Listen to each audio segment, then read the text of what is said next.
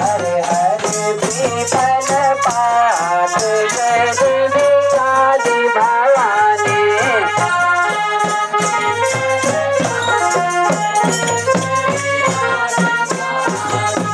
हरे हरे पीपल पात जय देवी आदि भवानी।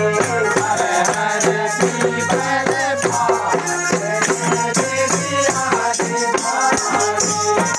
तेरु जन्म निवास जय देवी आदि भवानी।